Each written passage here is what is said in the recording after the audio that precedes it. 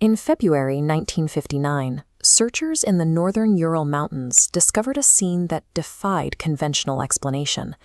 9 highly experienced ski hikers, students and graduates of the Ural Polytechnical Institute, had vanished during a high-altitude expedition. The campsite on the slopes of Kholat Syaf was a wreck. Their tent had been sliced open from the inside with a knife. Despite temperatures reaching -40 degrees, the group had fled into the blizzard wearing only socks, underwear, or a single boot.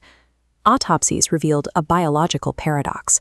6 hikers died of hypothermia, but 3 were killed by massive physical trauma, crushed ribs, and a fractured skull. Yet their bodies showed no external bruising or soft tissue damage, as if they had been subjected to high-level pressure without a physical blow. Further recovery efforts uncovered even more disturbing details. Several bodies were missing their eyes and eyebrows. One was found without a tongue. Unable to identify a specific culprit, Soviet authorities concluded that a compelling natural force caused the deaths. This vague official ruling left a void that was filled by 60 years of theories involving secret weapons and paranormal encounters.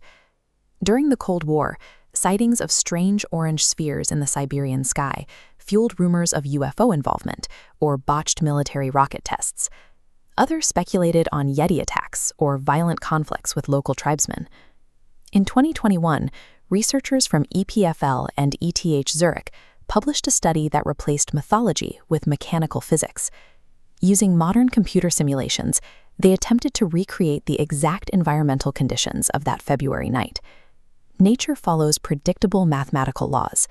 By modeling the mountain's slope and snow density, the team could test whether a rare natural phenomenon, not a monster, triggered the tragedy.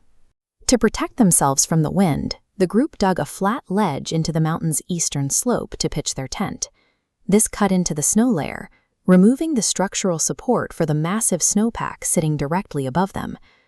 Throughout the night, the ridge was hammered by katabatic winds, heavy, gravity-driven downdrafts that fall from high peaks at hurricane speeds. These winds transported massive amounts of snow, depositing it directly onto the weakened section above the campsite. The extra weight grew for hours, steadily increasing the pressure on the undermined snowpack. Eventually, the stress reached a breaking point deep within the frozen layers. The result was a slab avalanche. Unlike a loose powder slide, this is the release of a solid, heavy block of icy snow that slides as a single, crushing unit. A slab avalanche functions as a mechanical weapon. It doesn't suffocate with powder. It impacts with the force of a falling brick wall. This simulation demonstrates how the slab caused the hikers specific injuries. Because the group slept on top of their hard wooden skis for insulation, their bodies were trapped between the falling snow and an unyielding surface. The weight of the icy slab generated enough localized pressure to snap ribs and fracture bone internally. The force was distributed so evenly across the torso that it bypassed the soft outer tissue, leaving no bruises. Buried under several tons of dense snow in total darkness, the survivors used their knives to slash through the tent fabric, thus escaping the immediate threat of suffocation. The group descended toward the forest border, moving away from the burial zone to avoid a secondary slide. In avalanche survival, immediate evacuation to a lower altitude is the standard procedure to reach safety. At the forest edge, they attempted to start a fire and wait for the wind to subside before reclaiming their gear.